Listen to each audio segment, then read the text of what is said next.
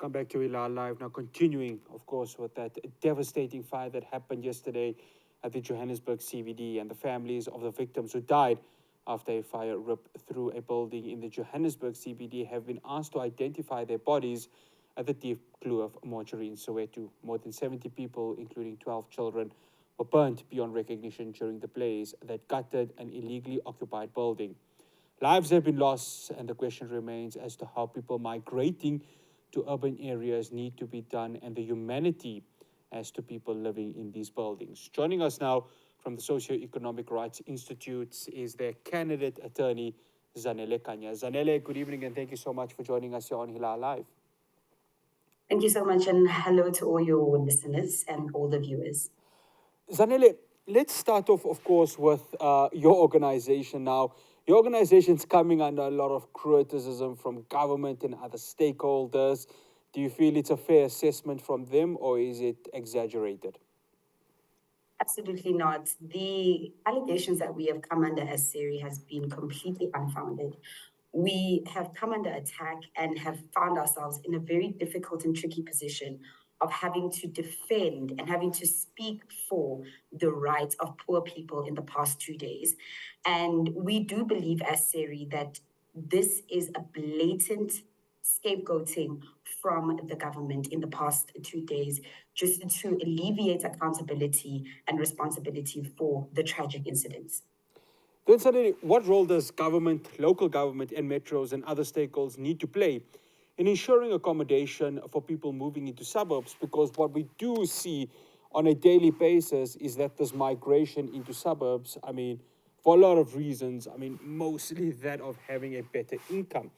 But what role do these three organizations and other stakeholders involved in this need to play to make sure this is happen in a smooth but also in a humane way?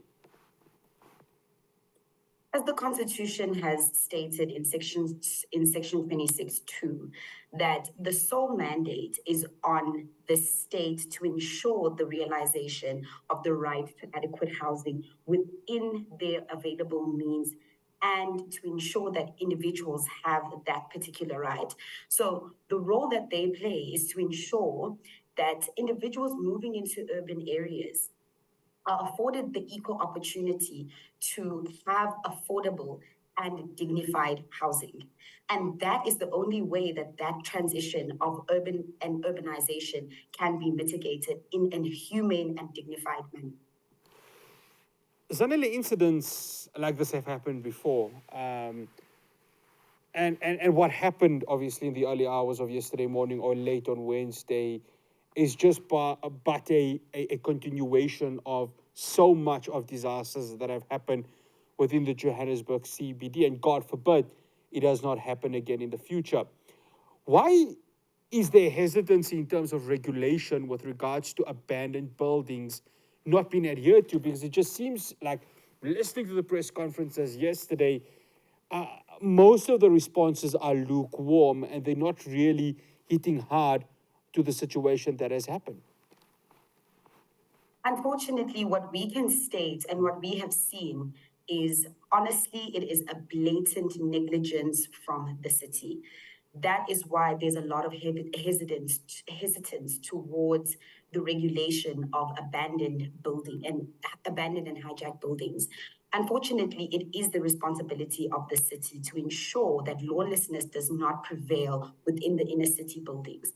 And unfortunately, they continue to apportion and shift blame away from them as the state and as the municipality, to say that it's not their responsibility to manage and ensure that there's no lawlessness happening in buildings that are managed and actually owned by them as the city of Johannesburg.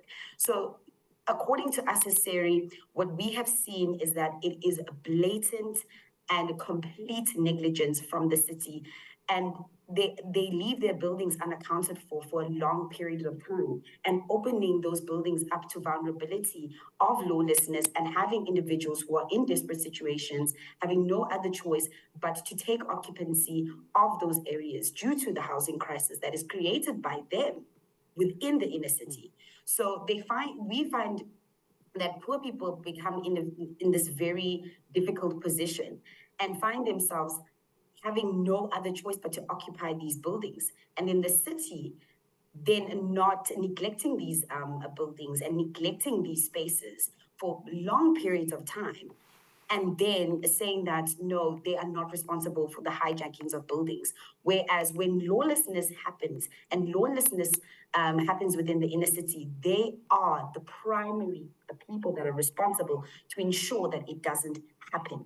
And the law is catered for that. They are able to approach the courts, they're able to approach the SAPS and use their resources to ensure that buildings are not hijacked well in due course. And if maintenance of these buildings takes place, then hijacking surely will not be one of the issues that the inner city of Johannesburg will have.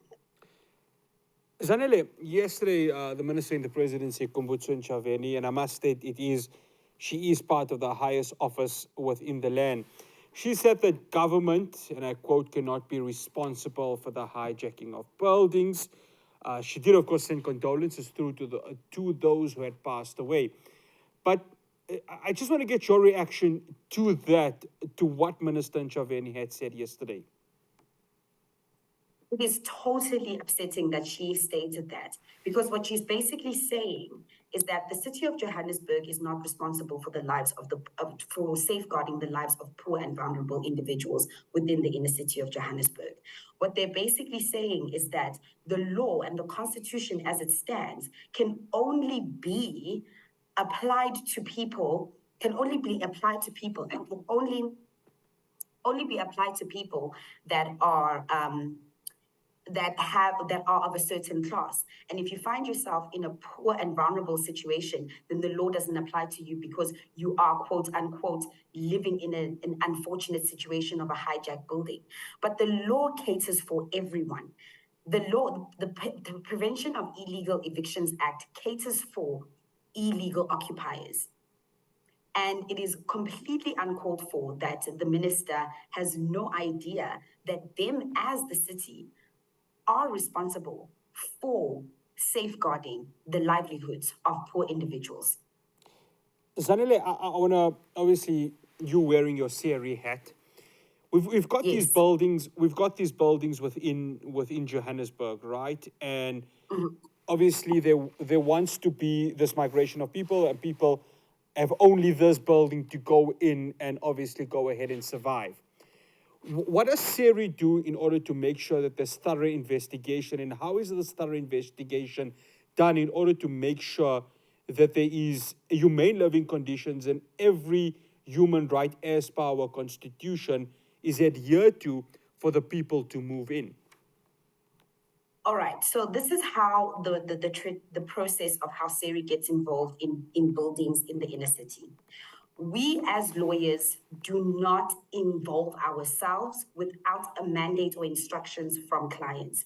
So if we are approached by poor individuals who are facing an eviction within the inner city of Johannesburg, then we get involved to ensure that we defend an unlawful eviction in that a particular building. And in defending the unlawful eviction in that particular building, what we do as SERI is to ensure that their personal circumstances are taken into consideration prior to an eviction order being granted in any building of the inner city if we are approached by those clients. And during that process, we also ask the city. So we join the city into the proceedings because they are the ones that are responsible to provide alternative accommodation where there are individuals who face evictions that would lead to homelessness. And in that process, what then happens is the city then conducts what they call an occupancy audit of those individuals that live in that particular building. And part of the occupancy audit is also an audit of that particular building and the state at which the conditions of that building is. And usually, the occupancy audit would then audit each and every single individual's eligibility for alternative accommodation. And within that process, SERI will walk through, of course, the clients and bring the city into those proceedings and walk through the city in these proceedings to ensure that at least the individuals are although might not be living in the most humane conditions possible, but where they will then be relocated to once the eviction order has been granted in that dilapidated building or whatever building that is concerned. They will be placed in accommodation that is humane, that is dignified.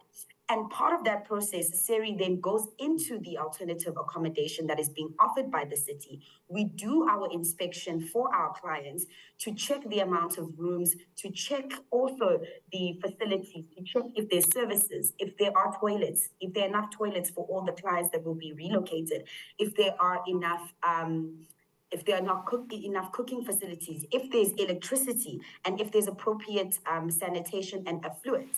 And once that has been done and that has been facilitated, then we then facilitate the relocation process once it has been approved. So SERI's involvement, what the public needs to understand, is always through the litigation process of a building that is under eviction. And we defend evictions that lead to homelessness. So when it comes to temporary emergency accommodation that is provided by the city, we then facilitate that process, ensure that individuals go into a dignified space.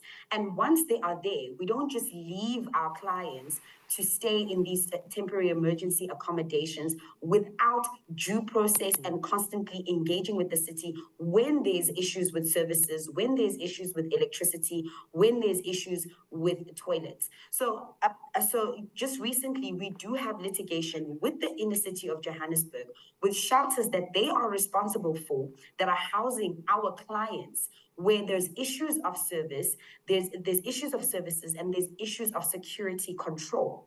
And us as SERI ensure that we engage with the city to keep those emergency accommodations, to keep those accommodations that our clients are in at a dignified and humane standard at all times, until the people that have that find themselves in those situations either find alternative accommodation or they are housed by the state on a permanent basis through the housing program.